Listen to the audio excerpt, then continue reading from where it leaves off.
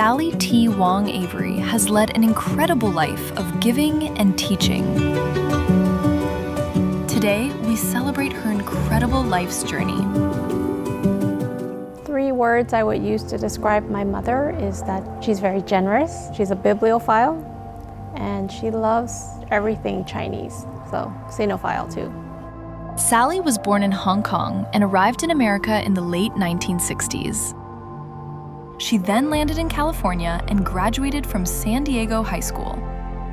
Sally worked at her parents' restaurant. Since then, Sally has never stopped working. Our little restaurant is like a social service center, and that restaurant is located downtown next to the courthouse. Well, the courthouse, they need a Chinese interpreter, and they talk to me, they see me. And I said, okay, I'll try. In fact, all the Chinese cases will come to me because Mandarin and Cantonese and Toisan and Hakka. Hakka is spoken by a lot of the boat people. So I did very well. I can use all my languages, so I interpret, and I got an interpreter's card from the state. I can teach health sanitation. I can run this Chinese school. I became a lawyer, and in the evening, I teach ESL, English as a second language, for senior, for newcomers. I forgot what I do, but I know I have 3 more jobs. The more you do, the more you learn. My mother really shaped me, I think, in terms of witnessing her work ethic. She always took me with her so that I could really, I think, observe the impact she was making, whether it was to the courthouse or her lectures at law school. And so a lot of the community work that I do now as an adult is because I was inspired by my mother. Other accomplishments include becoming the first female president of the Chinese Consolidated Benevolent Association of San Diego, co-founding the Chinese Historical Society of San Diego, and becoming president of the House of China at Balboa Park. When my mom saw there wasn't an organization to preserve the history in San Diego, she and her best friend Dorothy Hom created the Chinese Historical Society. Told Dorothy, we need a Chinese museum in San Diego. We don't have one. So together we worked with the Historical Society, and Tom Hom helped us get the land, started in 1995. Dorothy and I have a wonderful time putting this together. And I was the first president for about 3 terms. And then the second one is Tom Hom is the president for another 3 terms.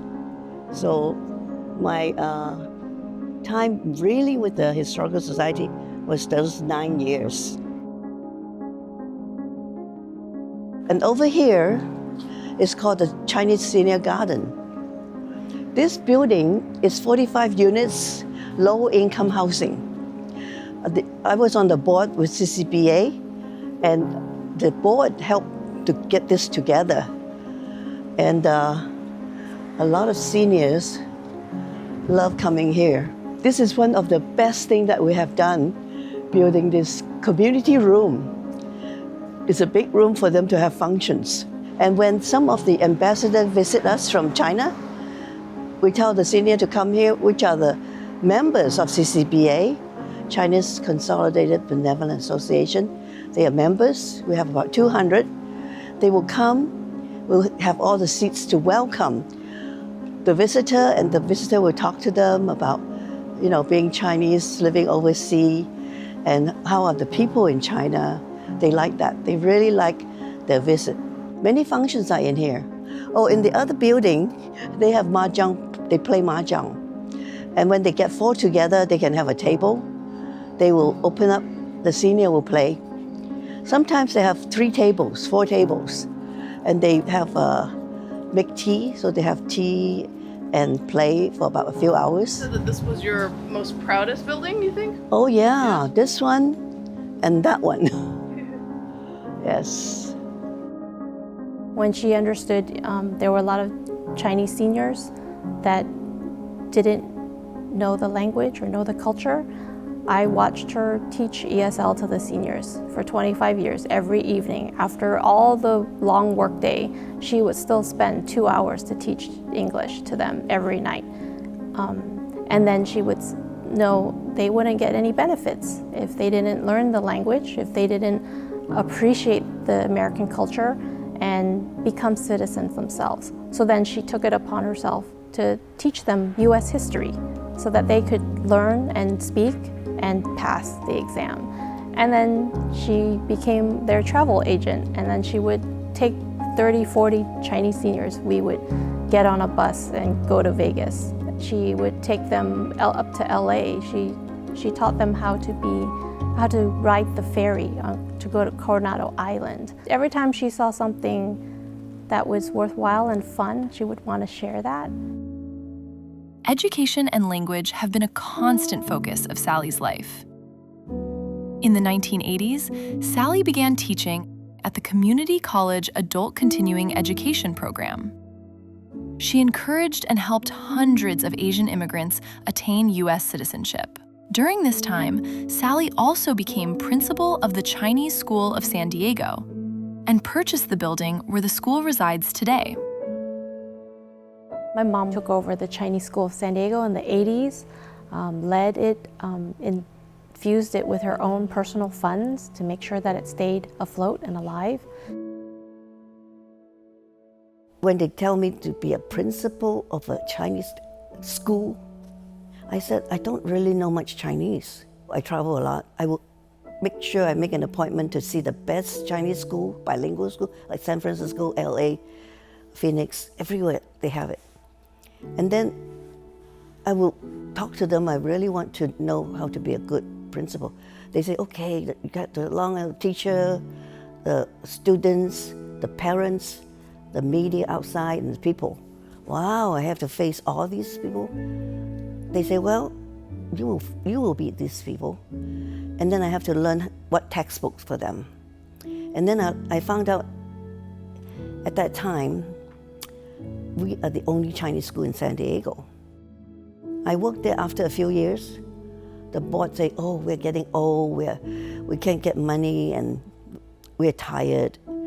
They decided to close the school. But then the parents running after me and say, oh, Principal Wong, you must open. I want my son to continue to know Chinese. Several of them asked me. So I told the board, can I reopen myself? Oh, go ahead, you know. So it used to be called Zhonghua School. I changed it to Chinese school.